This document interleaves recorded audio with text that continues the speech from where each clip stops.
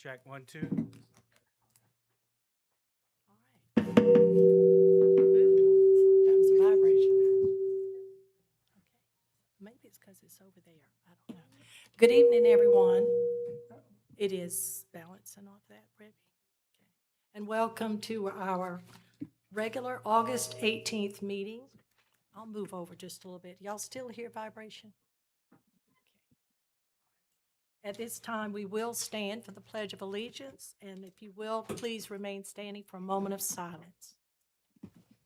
I pledge allegiance To the flag of the United States of America and to the republic for which it stands, one nation, under God, indivisible, with liberty and justice for all.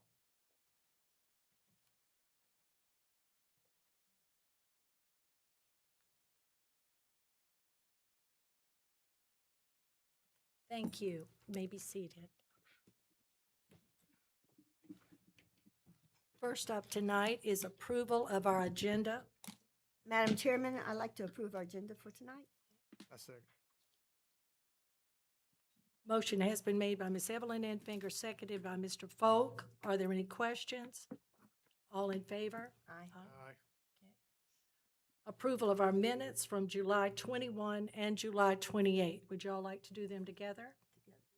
Okay, we'll need a motion to approve the minutes. Madam Chairman, I make the motion to approve the minutes as presented July 21st, 2026, and July 28th, 2026. I second that. Okay. Motion has been made by Ms. Jenny Enfinger, seconded by Ms. Evelyn Enfinger. Are there any questions? All in favor? Aye. Okay. Next up, we have our public forum tonight, and we do have, I think 10 people have signed up to speak tonight, and we welcome you to do that. I would like to just read a statement real quick on behalf of the board. We recognize that there are strong feelings and sincere concern in our community about recent events. We want you to know that we are listening. Every parent, student, teacher, employee, and member of our community deserves to be treated with dignity and respect. And every person who comes before this board deserves the opportunity to be heard. Tonight, we ask that you speak openly and respectfully. You may not agree with one another, but your voice matters, and we will listen to what you have to say. Some matters involving individual employees are confidential personnel matters, and there are limits to what the board can discuss publicly.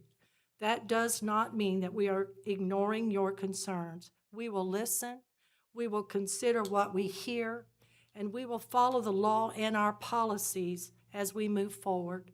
Thank you all for being here, and thank you for allowing one another the same opportunity to be heard. Thank you. And now I will turn it over to Mr. Folk, who will read the statement for public forum. Thank you, Madam Chairman.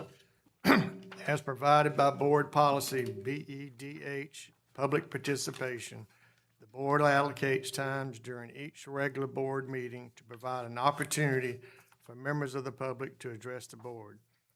Those individuals who have requested an opportunity to speak by completing the approved card will now be recognized and given an opportunity to come forward and speak.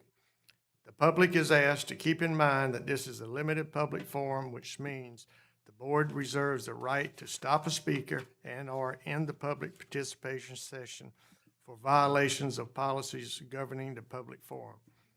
Speakers will be allowed up to 3 minutes. All speakers addressing the board should identify themselves, give the name of the organization they represent, if any, and state the particular matter they wish to discuss.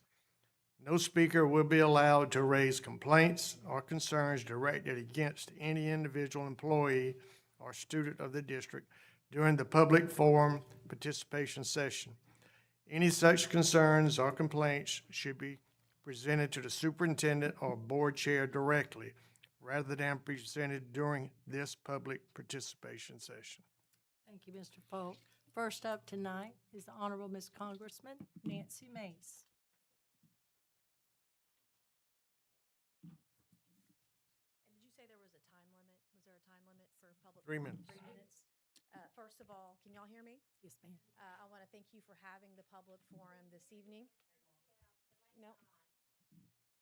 Okay, I'm going to restart my clock because I'm going to use No, the full we're 3 gonna wait. minutes.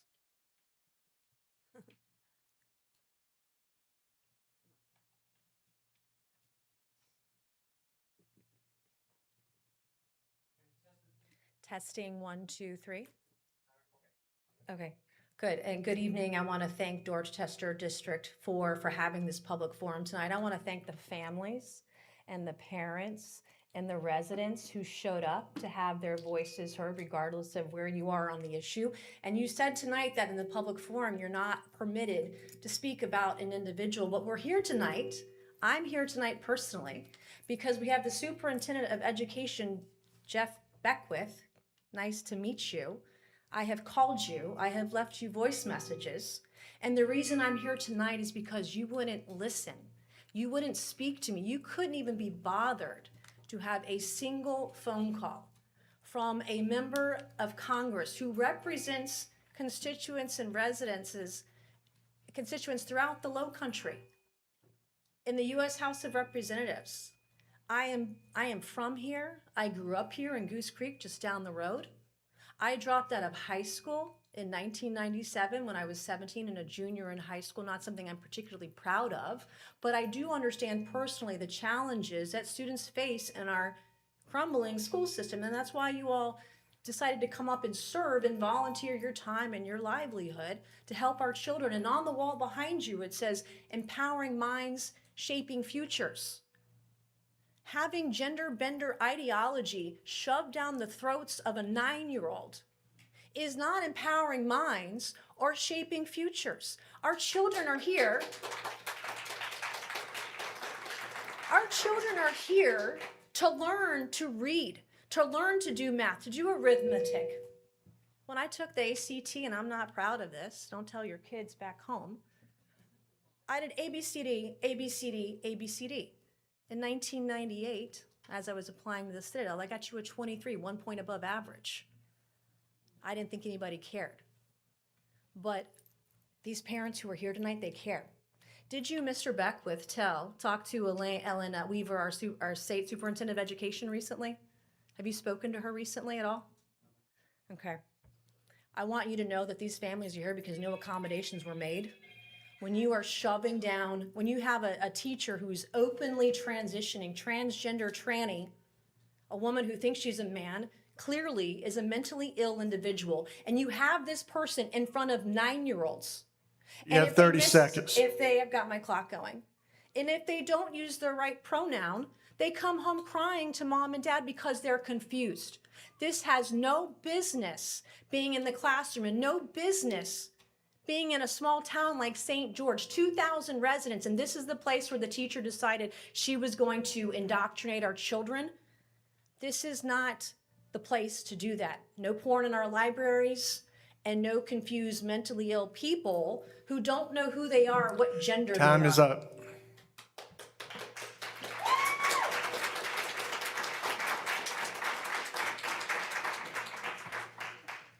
Thank you, Ms. Mays. Next up, Angie Kinsey.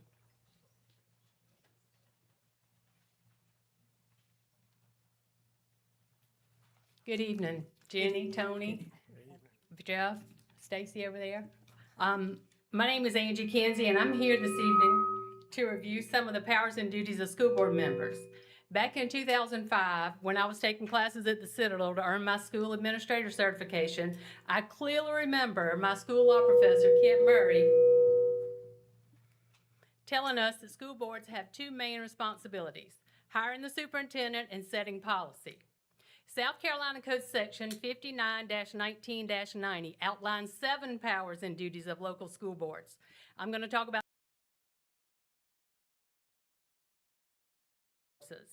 according to the 24-25 school report card for Williams Memorial Elementary, the total per pupil expenditure was $16,841, and the average teacher's salary was $58,384. If 10 students were to withdraw, that would represent a loss of $168,410, roughly 3 average teacher salaries. If 20 students withdrew, that loss would be $336,820. Now multiply that figure by the number of years students might otherwise have attended Dorchester Forest schools. When I moved my boys to Branchville after elementary school, they never returned. Given this, how can the board reasonably ask constituents, some of whom now bear the added financial burden of private school tuition, to support a 1-cent sales tax? A second responsibility of school boards is employing the superintendent. The board is duty-bound to hold the superintendent accountable for the proper and efficient administration of the district. I would suggest that the administration at one elementary school has been anything but proper and efficient at the start of this school year. I feel for the new principal and staff who have had to manage this on top of the usual stress of a new school year, but accountability is still necessary. When a superintendent recommends individuals for contracts and the board approves them without due diligence, the board shares equal responsibility for the outcome. Executive session exists precisely so that sensitive matters can be discussed candidly and in confidence. The third responsibility I want to address is public relations. The board is responsible for providing clear, direct communication to keep the community informed about the district and for keeping itself and staff informed of the community's 30 seconds. concerns. I appreciated the public statement that was ultimately released, though it came after weeks of silence. A neutral, prepared response to parent concerns on this issue and any future ones should be readily available to all board members from the outset. A proactive response will always serve this district better than a reactive one or no response at all. Thank you. Thank you.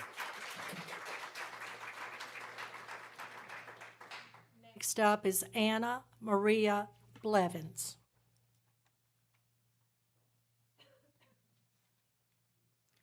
Good evening. Good evening. My name is Anna Maria Blevins. I'm a member of Constitutional Conservatives of South Carolina, Concerned Women for America with 900,000 members, and I'm the Republican Secretary for Congressional District 1.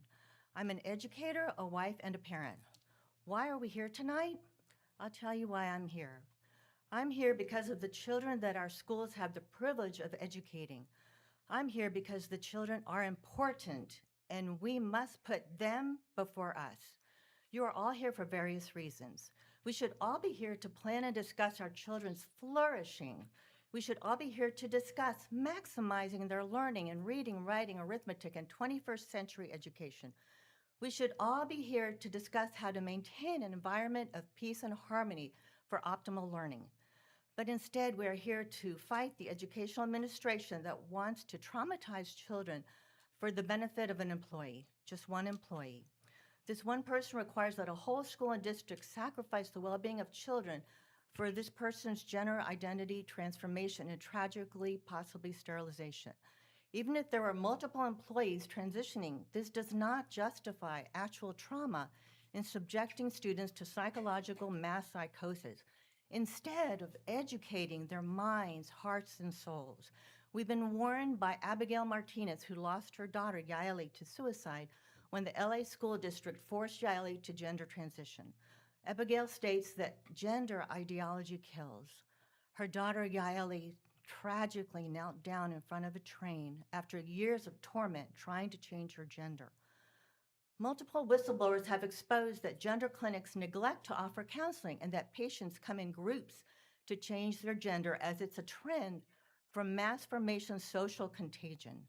Children don't know how to resist the psychological manipulation. We must guard the door. Now, many young people are detransitioning and suing the medical professionals who mutilated their bodies for money and sadly sterilized many of them. So I am here, and you should be also, to say no to gender ideology, because our children are gifts from God and they have a unique and critical identity. Every teacher, parent, everyone is a gift from God. I'm here because the children's identity is that they are masterpieces, and we must tell them 30 seconds. who the master is who created them.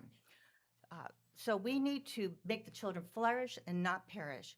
You may not use our school tax dollars to destroy our children. The next board meeting, let's talk about how to raise test scores and not about traumatizing our children.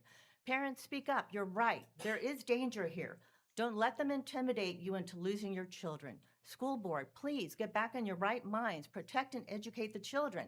The children are our priority and our treasure. Time's up.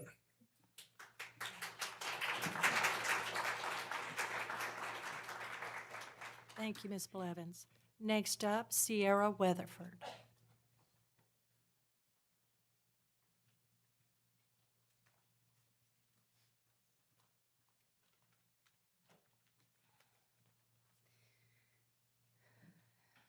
Good evening.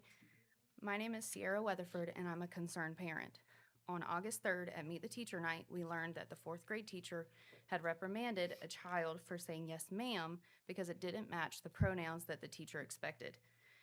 I want to be clear, this isn't about hate. It isn't about judgment or the teacher's ability. She may very well be an excellent educator, and I truly hope that they are.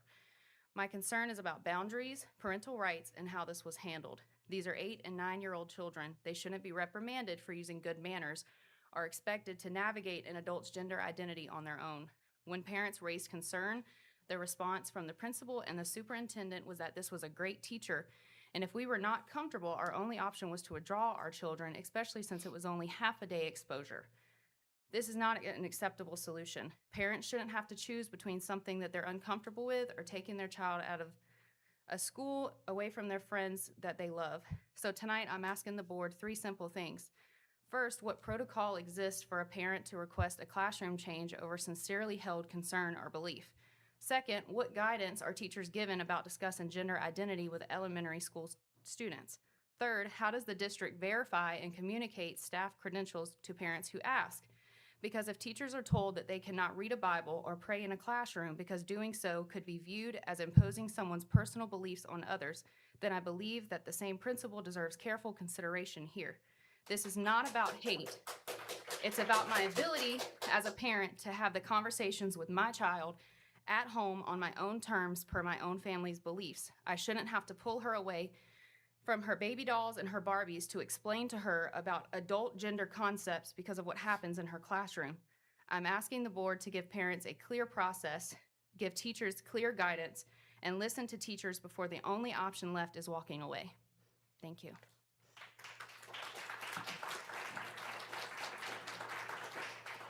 Thank you, Ms. Weatherford. Next up is Kimberly Parker.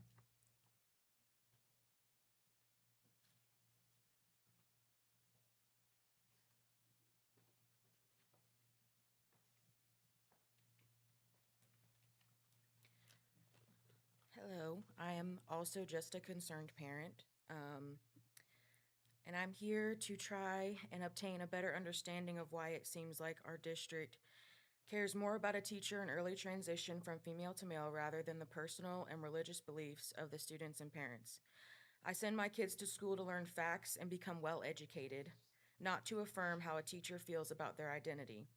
I only mention this because when meeting my daughter's 4th grade teacher, this person asked my daughter a question and my 9-year-old responded with, "Yes, ma'am," to which the teacher felt it necessary to tell us it was Mr. Since those views are against our beliefs and because I've taught my children not to lie, we asked for a class change, which was denied by the principal. We received no call back and no help. We withdrew our children because we were not given any other options. My daughter has gone to Williams since pre-K, so this was not an easy decision but necessary until the district can find an appropriate resolution other than conforming to the delusions of our society today. I don't believe that this principal or district has our children's best interest and safety at the top of their priority list, and I hope that we can do better. Thank you.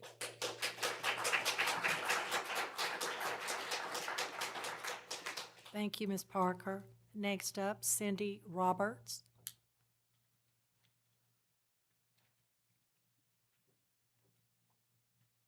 Hi, my name is Cindy Roberts, and I've been a parental advocate since 2019 with Moms for Liberty and Moms for America. Y'all are in a pickle. You have a superintendent that thought that this would just go away over a weekend, and it did not. Now he is dug in, and he refuses to make accommodations other than for these parents to withdraw their students. This is not about attacking the teacher. Every child should be taught to treat every person with dignity and respect. This is about whether parents, not the school, should guide their child's understanding of sensitive issues involving sex and gender. Parents have the fundamental right to direct the upbringing, education, and moral formation of their children. Fourth graders are young, and parents should be informed and involved when schools introduce issues of gender identity. Schools should partner with parents, not replace them. The First Amendment protects both the freedom to speak and freedom not to be compelled.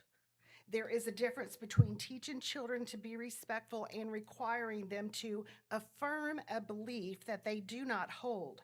A school can expect civility and kindness without compelling speech that conflicts with the family's convictions.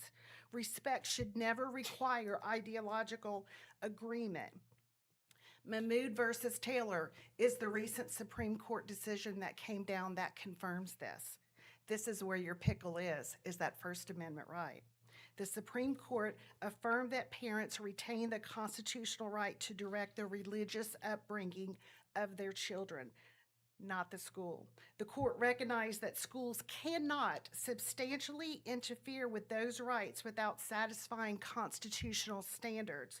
While every case depends on its facts, the decision reinforces that parents do not surrender their constitutional right when they send their child to public schools. We want transparency. Transparency and the respect for constitutional rights, age-appropriate education, the ability to raise their children according to their own beliefs, and a solution that respects everyone while 30 protecting seconds. the rights of parents and students. This isn't about disrespecting anyone. It's about protecting the constitutional rights of parents to direct the upbringing of their children and insurance that schools educate without compelling young students to speak or affirm beliefs that conflict with their family's convention. I urge you to have a conversation with your superintendent. He is solely the reason why you're in the situation you're in right now. Thank you.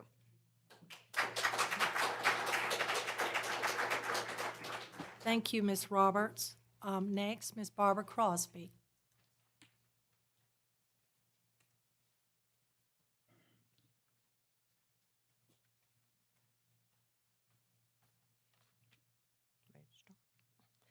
Madam Chair and Board, I'm here tonight as a grandmother of 2 children in the Dorchester District 4 schools. As a former DD2 school board member for 16 years and an elementary teacher for 30 years, I felt the need to voice my opinion supporting these parents. Moving students to another classroom will not solve the issue of having a transgender teacher teaching our children. St. George is a family-oriented community, and their rights and beliefs need to be heard and respected. Children would be totally confused throughout the entire school, emotionally affected by the daily changes in appearance and voice inflections, among other changes from a transgender person. My major concern is for the children, as they are exposed to this teacher as she transitions into a man right before their eyes. They begin with a female teacher, and by the end of the year, he's a man. Explain that to a young child. In addition, we know kids will ask her about her transition, and kids do that. They're just gonna talk. And she will let kids know it is okay to be what you want to be, which is not what we want to hear. I pray she or he will influence the minds of our children, will not influence the minds of our children. Every child in the school and district, as the word spreads around, will be asking the same questions. It won't end here. It is a fact from the beginning of time God created one man and one woman. It is impossible for a young child to understand how a woman changes to a man. Parents have the right to explain adult things to their children on their own time, not forced to at school, especially at this age.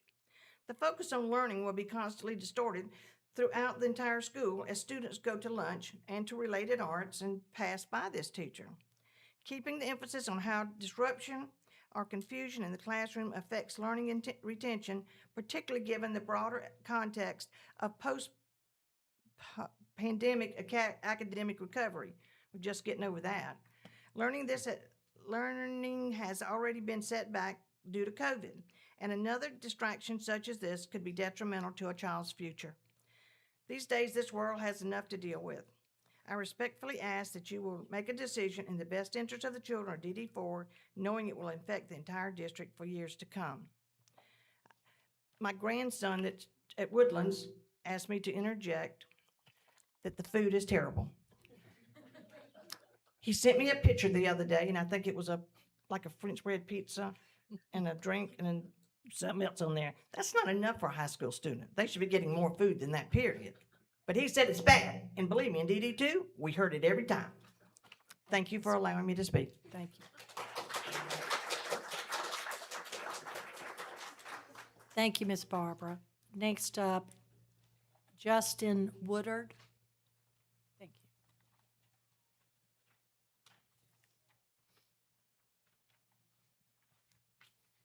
Good evening, members of the school board.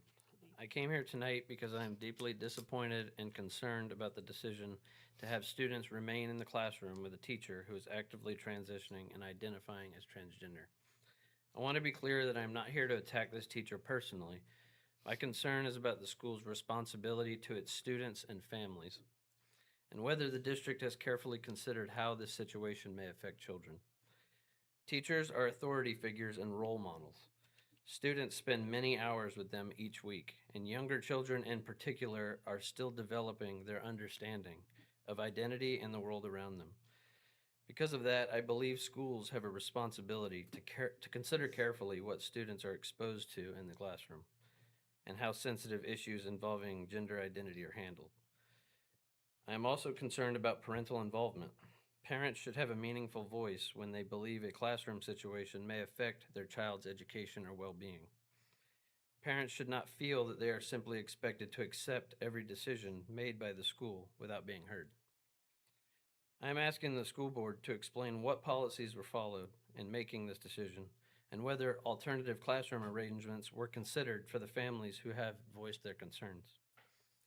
I also believe the district should provide greater transparency about how situations like this are handled.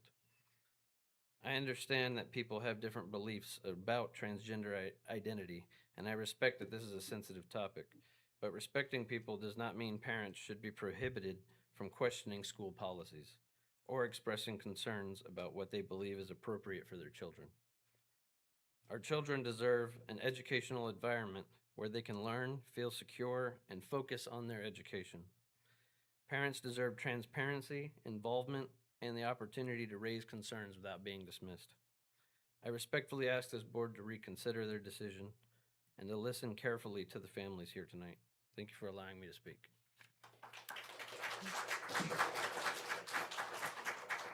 Thank you, Mr. Woodard. Ryan, is it Wiggins? I'm sorry, couldn't read the last. Ryan Wiggins.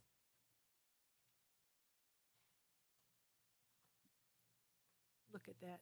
Can you, the last name?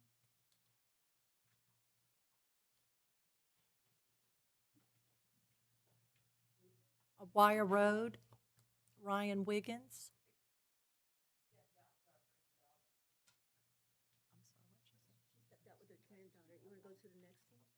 Oh, okay. Excuse me. Tammy Fowler.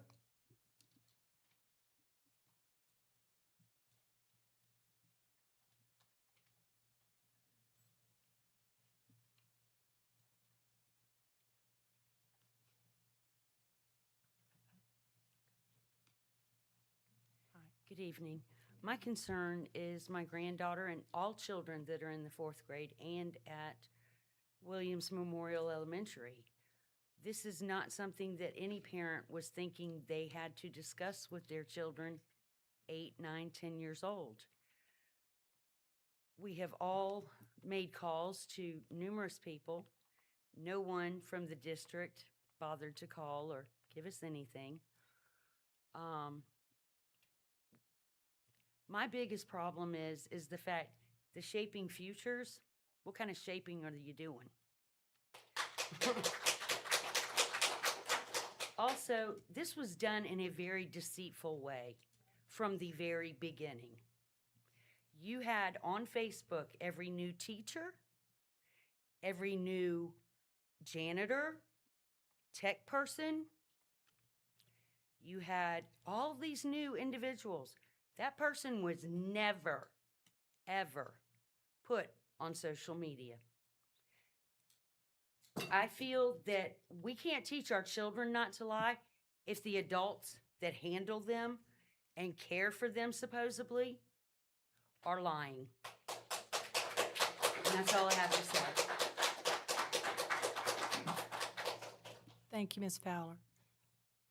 Is Mr. Wiggins back in?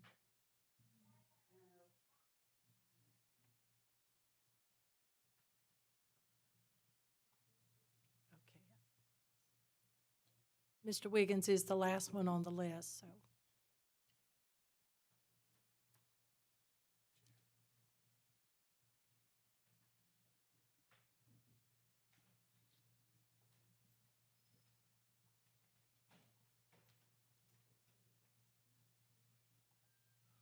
We'll just go ahead and go on, and then if Mr. Wiggins comes in, we will certainly give him his opportunity. And I want to thank all of you that came up to that microphone tonight and shared your concerns with the board. And I really appreciate all of you being very respectful of each other. Next up on the agenda, if Mr. Wiggins comes in, please just let me know. Next up, Ms. Penny Hutto, Finance.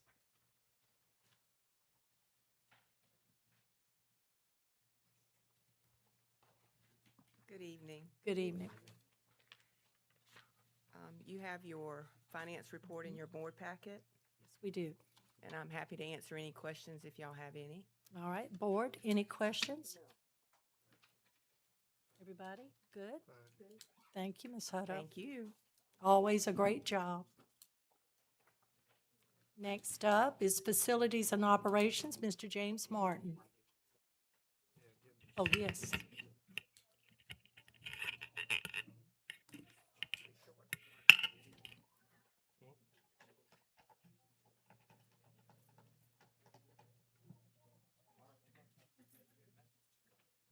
Yeah, I see that. Good evening. Good evening, Mr. Martin. I'll be discussing some of the progress we've made on projects and happenings over the summer for July and into August. A highlight in safety, Wednesday, July 22nd, we hosted our full-scale active shooter exercise at Williams Memorial Elementary. This exercise raises awareness for our staff and helps our first responders to test their communication and safety protocols. This event went well. We had a great turnout from district staff and also our surrounding first responders. We're finalizing our application for this year's school safety grant based on an assessment of our campus needs, our response capabilities. Our requests, our three priorities of requests for this year are going to be emergency response capabilities, some medical preparedness, and physical security. We're looking into getting emergency panic badges for all staff in the event of a crisis or medical emergency. These badges would allow staff to instantaneously alert first responders while transmitting their location, which will significantly reduce response times. Safety presentations, we completed our annual fire safety, security, and accident reporting presentations for all of our schools. During this presentation, the fire marshal went over fire safety. I presented on security, and Skizbit presented on accident reporting. As always, there's an update on our capital projects in the attachments. From our technology department, we're wrapping up Chromebook distribution to all of our elementary schools and conducted training on our new FMX asset tracking system on Tuesday, August 11th. This training covered the district's Chromebook inventory and tracking procedures and will ensure that all staff understand how to accurately manage and track assigned devices. Transportation, we continue recruiting bus drivers and have an applicant that recently completed the CDL licensing. And transportation recently interviewed 5 additional applicants and 2 attendant applicants. So we're always progressively looking for new recruits. The CDL testing pad that was out front here, we moved to Woodland. passed inspection. We actually used it already. So it's been recertified by the SCDMV. That's good news. Activity buses, we're nearing completion of the activity bus wrapping project. So our buses will look a little different with new wraps and designs on them, which is also cool. Food and nutrition services, some impressive numbers here. The Student Nutrition Services Department is proud to report the successful completion of the 2026 Summer Break Cafe program. This year was the implementation of the ship-to-home meal option, which provided families with a convenient way to receive nutritious, USDA-compliant breakfast and lunch meals directly at their homes. This option helped expand access to summer meals, made it easier for families to participate regardless of transportation or schedule changes. This program provided 61,159 breakfast meals and 61,499 lunch meals to children throughout the summer. The overall number of meals reflects the tremendous impact of the program and the commitment, teamwork of our food and nutrition team to ensure children have access to nutritious meals when schools is not in session. So also attached is updates on our capital projects. And if you have any questions, I'll feel free to answer. Any questions, board? Harleyville's looking great. And it's looking awesome. I've been watching the progress. Yes, ma'am. And thank you and Mr. Earl for the summer feeding. That's phenomenal, 61,000. That's Very amazing. I know. Thank you, Mr. Thank you. Martin. Okay, next up is Superintendent report. All right, a few things that you have there. It was not in your original packet just because we were waiting on 10-day counts coming from the schools. So what you have is a list of each school where we are enrollment-wise. You can see the numbers are up from last year, actually up from the last 4 years, or last 3 years before this. Some schools have pushed up a little bit more while some schools have maintained. What I like to see is Woodland Middle School, Woodland High School keep jumping. That's a positive thing to see, while the other schools are just slowly creeping up a little bit. But that number does keep going up. At the bottom of that list, you can see I put immediate goal. That's the next little hurdle we're trying to get to at each of our schools. It's a realistic number. Woodland High School, we were looking at 700.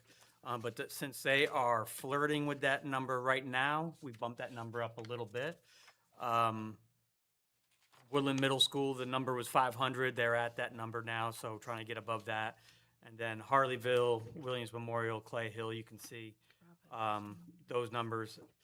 One of the positive things, we did add an extra section of 4-year-old kindergarten at Williams Memorial in Harleyville. And Williams Memorial has filled it pretty good. Harleyville has some space, but they are certainly over the number that they would have had last year, which is 20 spots. So excited about that. Gave us an opportunity to bring in, when it's all said and done, about 40 more 4-year-old students. And we look to expand it next year. The goal is to get really every 4-year-old child in the district in school. Great. We'll continue to update this number as our numbers get a little more solidified for you, but just want to give you a quick heads up as we're about 10 days in now. Thank you. Next thing we have, historical marker. So this is the historical marker that the Jenkins Hill Alumni Association wants to put down at what the current Odyssey Educational Center is. I talked to Mr. Fogel, Mr. Eugene Fogel. I don't see him here tonight. But I will say kudos to him. He is seeing the work that goes in to try to get something like this done. He has been working at this for a year, getting approvals from the county.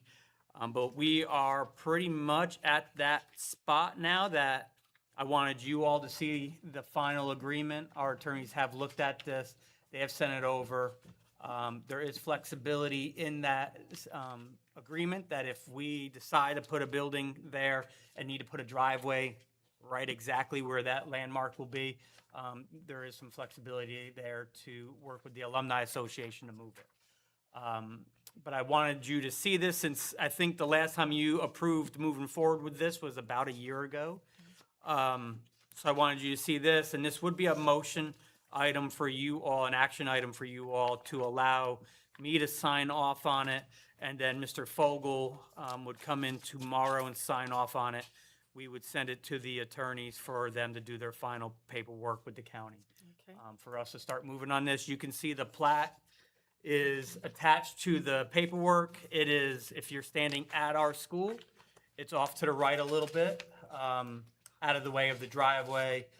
It's a 10 by 10 space. That'll be solely for that landmark. I'm just excited for it to happen. Again, kudos to Mr. Fogel for hanging in there and going through the process and the steps.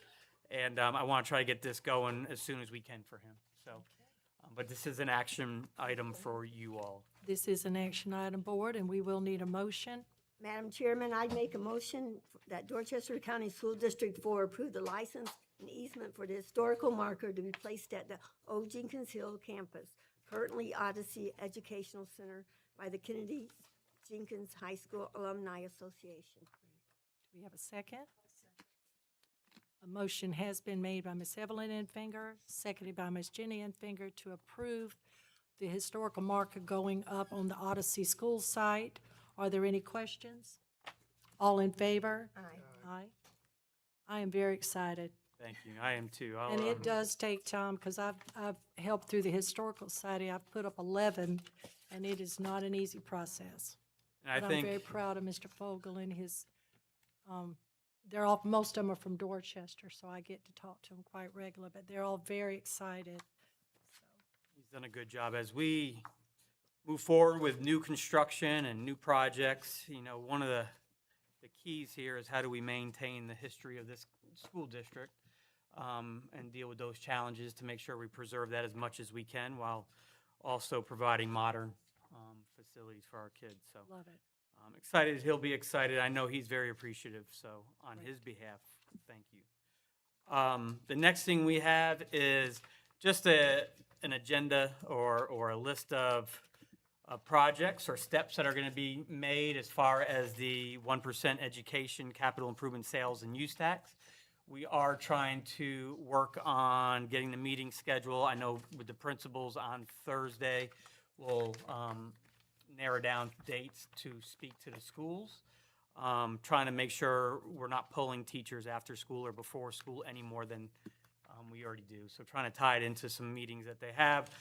I was happy to hear principals say we're not having any faculty meetings, so teachers have that afternoon time. So, but do want to make sure we talk to our folks, so they are on board. But as you can see in August, doing a lot of work, we are having that meeting next week with the South Carolina School Board Association. We are in the middle of working on our web page that'll be specific to this, that have all the information for anybody, any of our stakeholders to look at.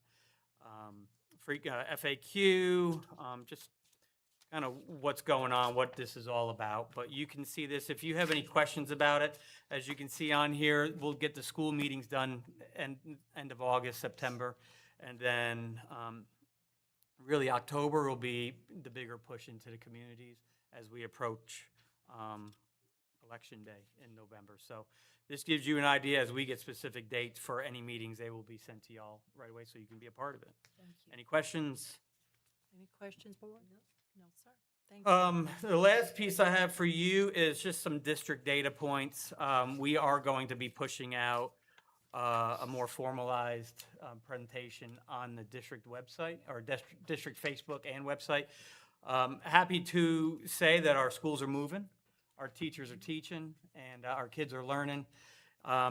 You have a flyer that we've sent out to each of the schools if they want to push it out for their schools specifically. But just some key points, because I will say I don't want to go too deep into it, because Mr. White has volunteered to do this presentation in September at depth for you all. I told him to keep it under 2 hours.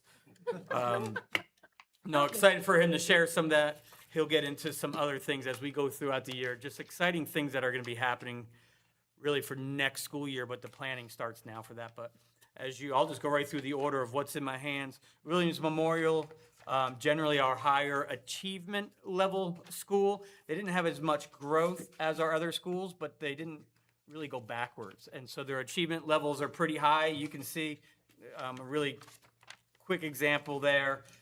Grade 5 ELA, 62.5%, which will compete with many of the schools around us in the Tri-County. And so you can see where they are there. Just excited for the growth that they've had in that school. I know we have some of the ladies here, so kudos to y'all for the work you're doing. Absolutely. Harleyville went up in every single ELA and math category across all grade levels, so great job to Harleyville. I don't want to be the spoiler, so I'm not going to get into the specifics, but you can see gains of 26%, 23%. Right. So great work to that group. Clap to Clay Hill, you can see growth in 3rd and 4th grade. 5th grade isn't recognized as much just because that subgroup is a little smaller, so it doesn't get recognized as a subgroup. But I can tell you, I don't want to leave her out. That teacher is doing a phenomenal job as well.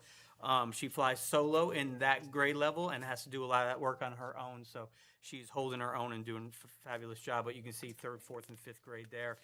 Clay Hill also had the highest science scores in the district. Amazing. Great job. I get nervous saying that stuff and something's not right, y'all, so it makes me a little nervous. But and then Woodland Middle School, you can see 8th grade and 7th grade really had some really impressive growth. 6th grade was there too, but didn't have the growth that we saw in 8th and 7th grade. We'll continue to work on it. And what's really exciting as you look at it, it's growth, but it's also closing that gap between our district and the state averages. So very excited about that. If you look at Woodland High School, on our EOCs, we had some growth in U.S. history. We had growth in biology, which have, last year we would have said the same about math. Math took a huge jump. We were excited about that. You won't see a whole lot with math EOCs this year, Algebra 1, simply because the state and the pathways for math have changed in curriculum. So geometry now comes before Algebra 1. And so we just had a really small subgroup of students who took Algebra 1 this year. I think it was a total of 25 kids that took it versus usually 160 kids. And that's a pattern across the whole state. That's not a DD4 thing. If you look at the oversight of our district, you can see across the board, this is highlighting 4, 5, 6, 7, 8, 9 areas, and you can see the growth we had in all those areas. So really, just a really high level look at what's happening. I think sometimes we get lost in the noise that's out there, but we forget the amazing work that our administrators and our teachers and our students are doing in the building. So any building level people, kudos to you all, and thank you so much for your work. And y'all get a lot more from Mr. White next time. And that is all I have for you all tonight. Looking forward to it, Mr. White. Oh, real quick before we do jump on, we did have on the agenda, just because of the tone tonight, we changed it because it's important for us that our students get the full attention anytime they're in here. So we did have the plan to recognize our JROTC for the work they do every summer. So they will be in September. We're excited for that. And then our ladies with SCCLA, they were going to be on board to come tonight as well. They will be in September. Also, always do a phenomenal job, and we look forward to being able to recognize them and want them to be the true focus of our meeting next time. Great. Sounds wonderful. All right. Next up, legislative update. Ms. Evelyn?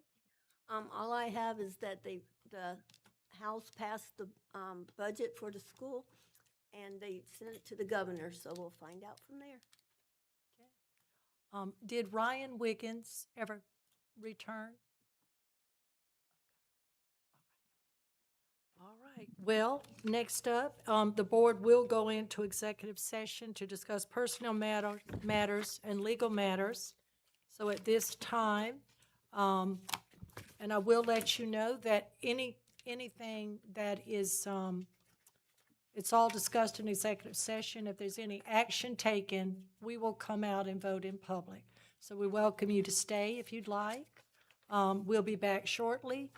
And at this time, we do need a motion to go into executive session. Make a motion, we go into executive session. I second that. Motion by Mr. Folks, seconded by Ms. Evelyn Enfinger. Any questions? All in favor? The board is in executive session. Those of you that do not return,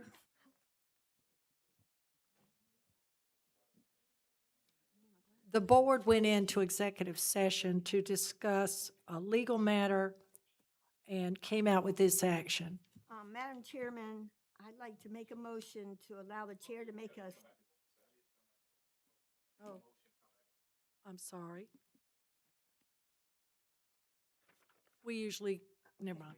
Okay. Madam Chairman, I'd like to make a motion to come back into open session, please.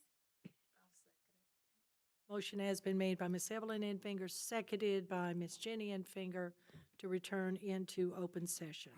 All in favor? Aye. We are now in open session. Now, Now, we went into executive session to discuss legal matters and came out with this action. Madam Chairman, I'd like to make a motion to allow the chair to make a statement on behalf of the board. The statement reads, "The board appreciates the manner in which members of the community have expressed." Second. I'm sorry, it's been a long night. I'm so sorry. Ms. Evelyn has made a motion. Do we have a second? Ms. Evelyn made a motion to read, allow me to read the statement, seconded by Ms. Jenny Enfinger. Are there any questions? All in favor? Aye. Anyone opposed? Now I will read the statement.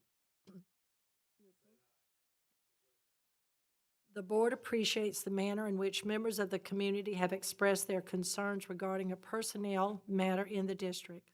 While the district respects the opinions of all members of the community, the board is legally prohibited by the United States Supreme Court decision of Bostock versus Clayton County from making employment decisions on the basis of an employee's gender identity. The board has met with the administration to ensure that individual rights of students and families are respected, and students will not be required to compromise their beliefs by being required to use a specific gender pronoun. We ask for the community's continued support as we strive to provide the best education possible for our students. We also went into executive session to discuss personnel matters and came out with this action. Madam Chairman, I move that we accept the personnel report as presented. Motion has been made by Ms. Evelyn Enfinger, seconded by Mr. Folk to accept the personnel report as given to us by the HR tonight. Are there any questions? All in favor? Aye. Anyone opposed? Okay. All right. At this time, we need one more motion. Motion to adjourn. Okay. Do we have a second? Okay. Motion made by Ms. Evelyn Enfinger, seconded by Ms. Jenny Enfinger to adjourn. Any questions? All in favor? Aye. We are adjourned. Thank you.